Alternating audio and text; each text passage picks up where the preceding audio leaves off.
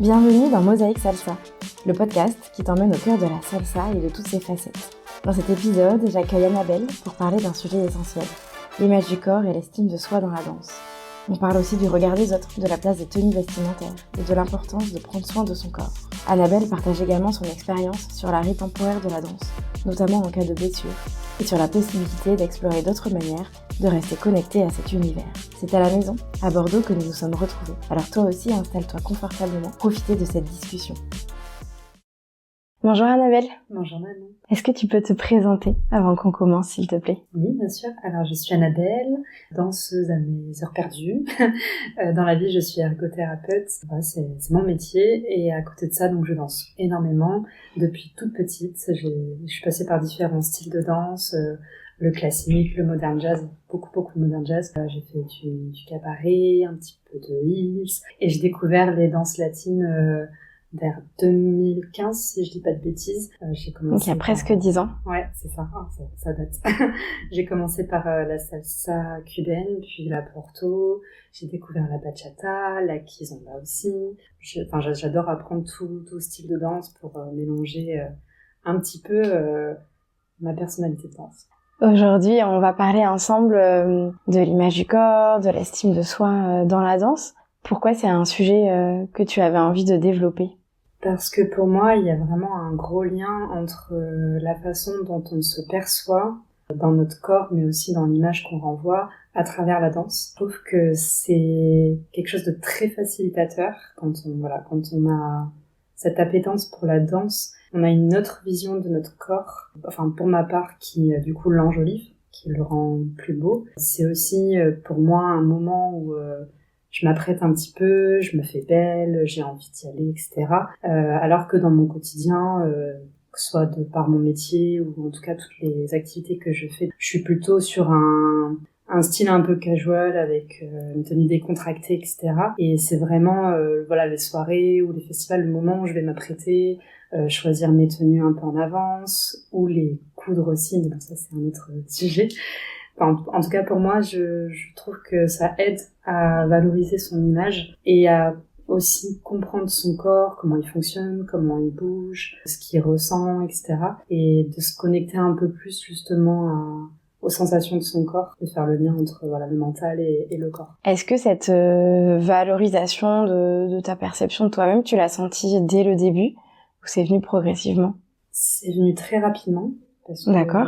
Comme je danse depuis très longtemps, alors oui, du coup, c'est vrai que là, je pense à la salsa du coup, puisqu'on est dans le thème de la salsa. Oui. Donc, c'est venu rapidement pour la salsa parce que j'ai justement cette connexion avec mon corps depuis des années. Mais en effet, depuis toute petite, ça a pris du temps, de la construction, parce que comme j'ai commencé très jeune, ça allait avec aussi l'évolution de mon corps. L'apparition des formes, de la poitrine, le développement en fait du corps. Et donc, je trouve que la danse a aidé aussi à accompagner ces changements hormonaux, etc. Et c'était pas simple non plus, mais en tout cas, ça me permettait de me connecter vraiment à mon corps dans cette évolution. Et du coup, quand j'ai commencé la salsa, j'ai rapidement. T'as apprécié. Ouais.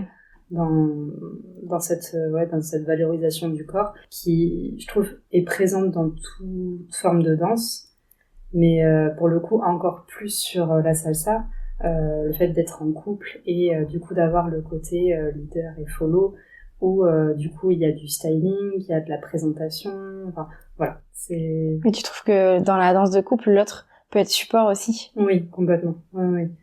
Quand ça se passe bien. Mais oui. Et on espère que c'est le cas dans 99% des danses. Voilà. Donc oui, je trouve que le leader peut être support du ou de la follow pour mettre en valeur justement le corps et la danse. Là, dans ce que tu dis, moi, ce que ça m'évoque aussi, c'est que ça peut être assez... je sais pas si c'est paradoxal le mot, mais là, pour toi, tu t'expliques que la danse t'a permis de te sentir valorisé aussi au niveau de ton estime de toi. Mais parfois, quand on n'a pas une bonne estime de soi, qu'on se sent pas bien dans son corps, on a aussi beaucoup de mal à se mettre dans ce genre d'activité où, que ce soit dans les salles de danse ou là, pour la salsa en social, finalement, on est assez exposé. Et du coup, c'est dommage, ou en tout cas, c'est parfois une barrière qui est difficile de passer. Je pense que ça se travaille aussi. Il y a beaucoup de professionnels qui proposent de la danse-thérapie aussi, ou d'autres formes en tout cas de médiation artistique et corporelle. Mais en effet, oui, je pense qu'il y a certaines personnes qui sont pas à l'aise avec leur corps et bien dans leur peau, et qui du coup ça se ressent après dans la danse. Je pense que c'est je trouve que autant ça peut donner confiance, mais il faut passer ce premier pas en fait, de prendre le premier cours. C'est ça, et c'est pas évident, et ça peut aider si on y va avec quelqu'un qu'on connaît, ou en tout cas de trouver le style de danse qui nous correspond, d'être dans une tenue confortable aussi. On va arriver sur les tenues après, mais c'est vrai que oui, ça peut jouer. Ça peut jouer. Et pour rebondir sur ce que tu disais tout à l'heure, le fait d'être à deux, peut-être que ça peut aider aussi, de se concentrer plus sur la connexion, sur ce que l'autre propose, plutôt que sur les blocages qu'on peut avoir. Ouais, ça je dirais que c'est à double tranchant. Pour ma part, le fait de danser depuis toute petite, des danses solo, je trouve que ça a été compliqué pour moi au début en salsa, de faire confiance au partenaire et de lâcher prise aussi, de pas être dans le contrôle de mes propres pas. Bien sûr, on gère nos propres pas, mais d'être à l'écoute du guidage et de ne pas anticiper, de ne pas nous-mêmes finalement driver la danse. Donc oui, ça peut être à double tranchant, mais ça peut aussi en effet nous permettre de poser le cerveau et de se connecter un peu plus à nos ressentis corporels. Et justement, comment on fait pour se connecter un peu plus? Qu'est-ce que tu penses, toi? Avec aussi tout l'impact du regard de l'autre, que ce soit du partenaire ou même plus généralement des gens qu'il y a autour. Alors, pour ma part, c'est beaucoup la musique qui m'aide à me connecter. Enfin, la salsa, je l'écoute en dehors des soirées aussi, quand je conduis, quand je fais plein de choses. Et donc, j'aime vraiment la musique elle-même. En dehors de la danse, vraiment, c'est quelque chose qui m'anime.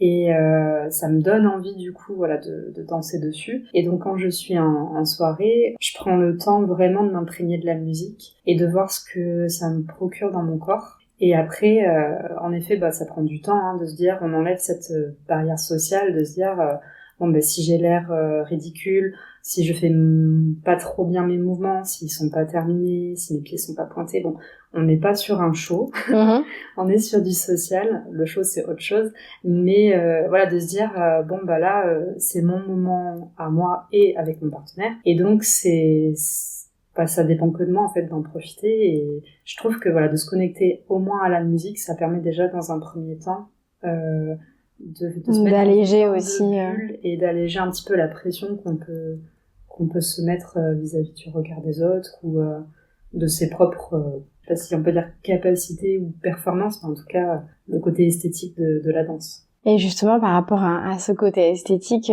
là, on parle d'image de soi, de comment on ressent notre corps. Donc ça part beaucoup de l'intérieur. Mais un des outils qu'on a aussi à disposition pour se sentir bien, ça va être la tenue. Et là, on retrouve plusieurs possibilités en fonction des contextes. Oui, tout à fait. Ce qui est chouette dans la danse latine, en tout cas, et donc je vais parler de la salsa, on a un panel vestimentaire qui est très large. Je prends un exemple bête, mais quand je vais en festival, je vais emmener énormément d'affaires, donc je vais en utiliser souvent la moitié, mais c'est au cas où. On peut autant être sur un workshop ou des cours avec un legging, un jogging, un short, peu importe, quelque chose de très confortable. De très sport, en fait, lié à l'activité, vraiment le côté sportif de notre activité. Personnellement, je vais rarement me mettre en jean, par exemple, pour faire parce que j'aime bien être à l'aise, tout dépend de ce qu'on va nous demander de faire. Souvent, c'est enchaîné aussi avec les sociales. Et donc là, à ce moment-là, soit je reste aussi dans la tenue confortable, soit je vais me prendre un petit haut ou quelque chose de sympa pour me changer, parce qu'entre-temps on a transpiré quand même pour le côté potable. Et après il y a aussi les soirées, et donc là, parce que je disais tout à l'heure, c'est vraiment le côté le moment que j'aime bien, où je prends le temps de me maquiller, de mettre une belle tenue que j'ai préparée plus ou moins à l'avance. Et j'aime bien aussi me référer souvent au dress code qui propose les festivals. Je trouve que ça aide aussi à choisir une tenue, et c'est le moment, je trouve, où on peut se sentir bien aussi dans notre corps, dans ce qu'on renvoie, et ça nous met en confiance aussi dans la suite de la soirée. Enfin, moi, ça m'est déjà arrivé de pas être du tout à l'aise dans une tenue que j'avais prévue. C'est pas que ça m'a gâché la soirée, mais pour le coup, j'étais soit pas à l'aise dans mes mouvements, soit pas en confiance parce que j'avais l'impression que ça m'allait pas. Et en fait, ça renvoie vraiment... je pense que ça projette aussi sur les autres ce qu'on peut ressentir et ce que ça peut nous renvoyer derrière. Donc ouais, voilà, il y a cette partie-là, et puis après il y a les shows aussi, donc avec les costumes, et donc là complètement différent, c'est large panel. Là tu parlais des dress codes, mais quelles sont les autres caractéristiques pour toi dans tes choix d'une tenue qui te permet de te sentir en confiance? Comment tu choisis? Oui, je parle plutôt pour les soirées. Alors j'aime bien porter des robes parce que du coup au quotidien j'ai pas trop l'occasion d'en porter. Donc plutôt une tenue qui change. Ouais, une tenue ça qui sort de ton quotidien. Assez féminine, mais voilà, ça peut être aussi un jean ou un pantalon bien cintré qui peut faire très féminin, etc. Mais toujours avec une touche soit de paillettes, soit de couleurs, quelque chose qui peut voilà être quelque chose qu'en tout cas j'ai pas l'habitude de porter au quotidien et que je réserve pour ce genre d'occasion. Et aussi le fait d'être confortable. Donc je parlais des robes par exemple, une robe moulante et courte, clairement je le ferai pas, sauf si derrière, par exemple, je porte des collants résine sur lesquels je mets soit de la colle, soit des épingles à nourrice, enfin chose que du coup je travaille un petit peu avant. Pareil au niveau du décolleté, j'essaie de faire attention à ce que ce soit pas trop plongeant non plus, que vous voyez qu'il n'y ait pas trop de mouvement. D'accident pendant la danse. Ça peut être le risque.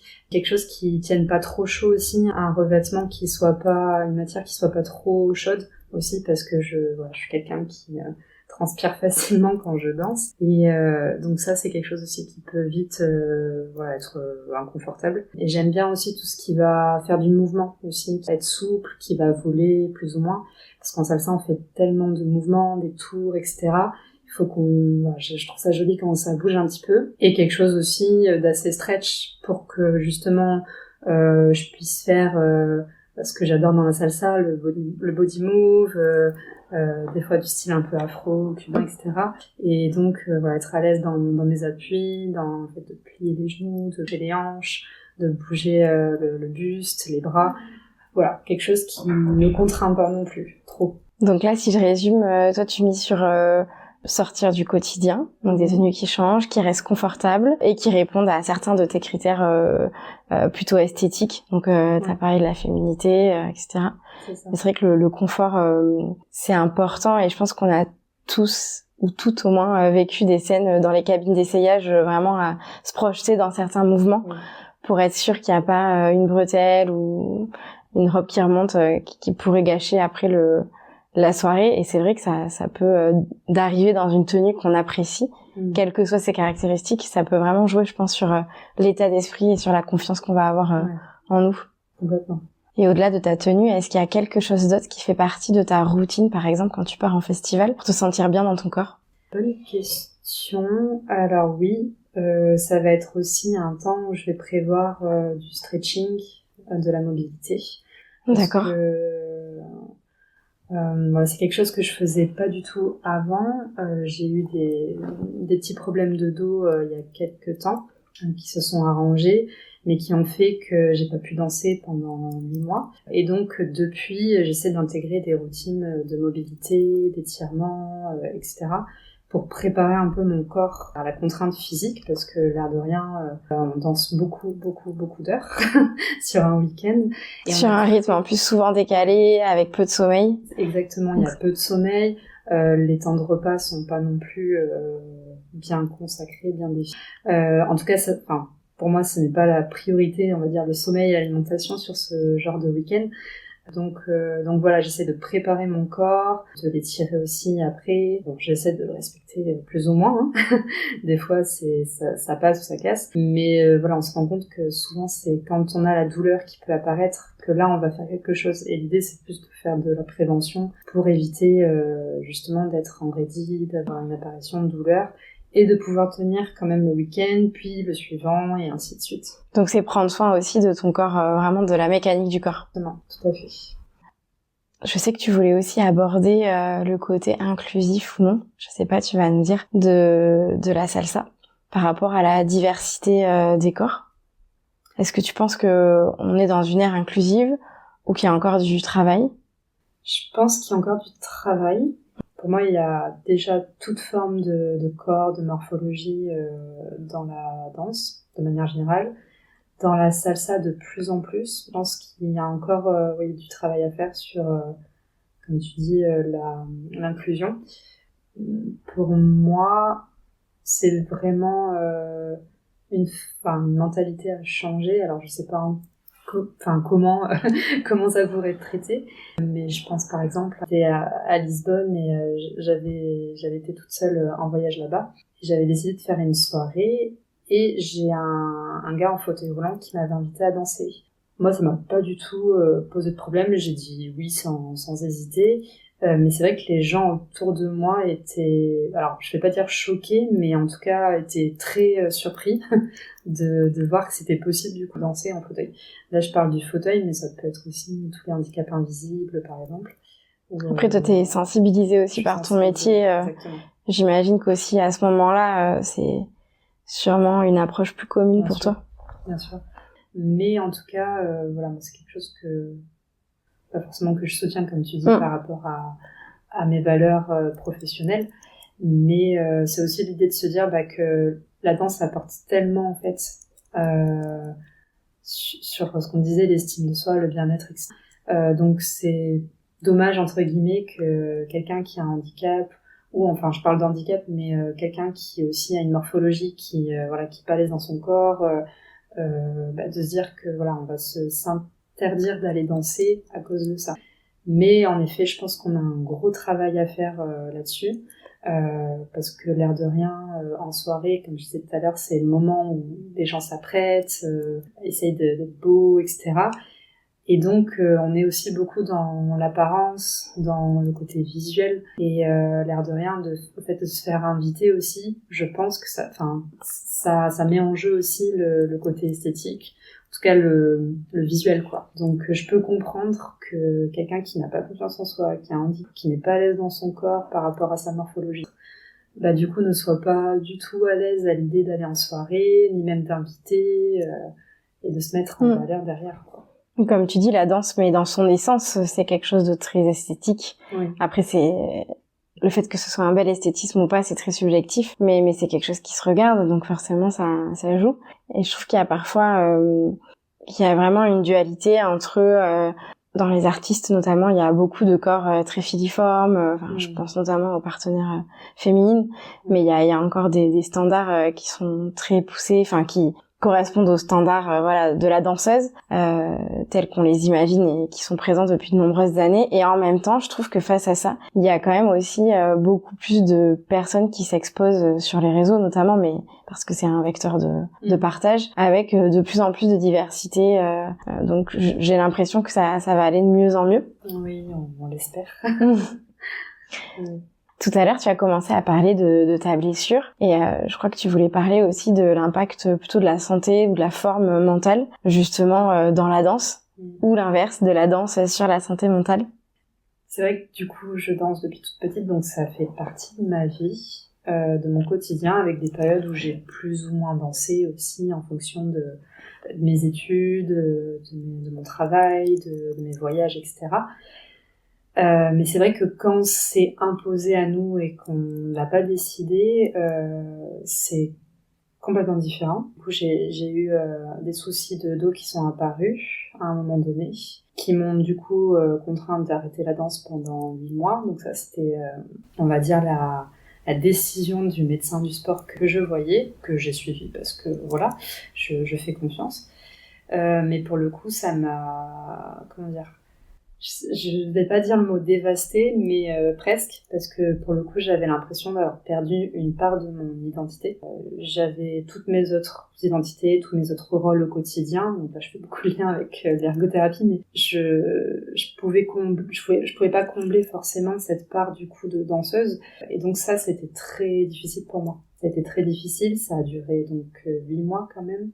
Il a fallu que je gère ma frustration, de pas trop, parfois même regarder les réseaux sociaux, de pas trop écouter la musique non plus parce qu'il fallait pas que dessus je puisse danser, etc.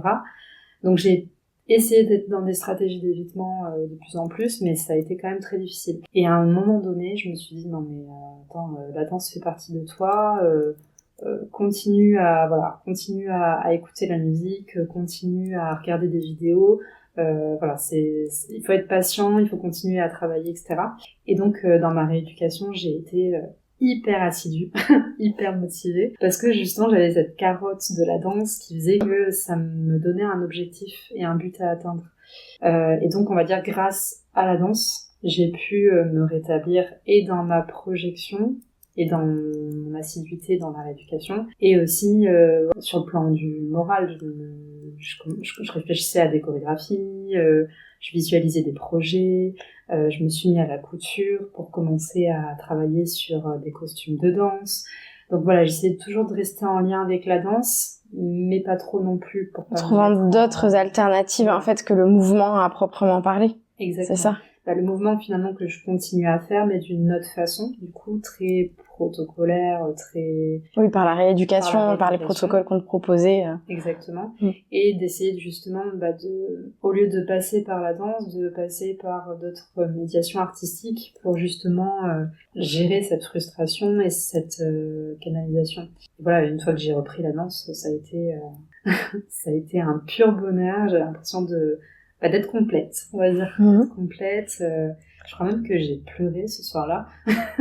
D'émotions. Ouais. Et est-ce que, pour faire le lien avec ce dont tu parlais au début, est-ce que là, sur la période où tu as arrêté de danser, où tu as été contrainte d'arrêter de danser, tu as senti aussi que tu avais une image de toi, de ton corps qui changeait ou pas? Alors c'est vrai que pour le coup, j'ai essayé de trouver d'autres moyens d'être, on va dire, féminine. J'étais plus sur la partie, vestimentaire au quotidien, mais encore une fois, par rapport à ma routine de vie, c'est pas du tout ma personnalité de m'habiller trop féminine, donc je suis pas trop partie dessus. Est-ce que le fait que ton corps soit au repos ou en tout cas soit blessé, t'as ressenti un manque de confiance en toi, ou justement avec le fait que t'aies trouvé d'autres alternatives, tu l'as pas ressenti? Est-ce que là, a posteriori, tu t'arrives à répondre ou pas? Pas forcément. J'aurais du mal à répondre parce que je me suis pas forcément posé cette question, du coup. Ce que je sais, c'est que oui, j'ai retrouvé par contre quand j'ai repris la danse cette part de féminité. Mais après l'estime de moi, on va dire que non, je pense que j'ai pu la conserver de par mes autres rôles au quotidien, dans mon métier, dans mon couple, dans ma famille, etc.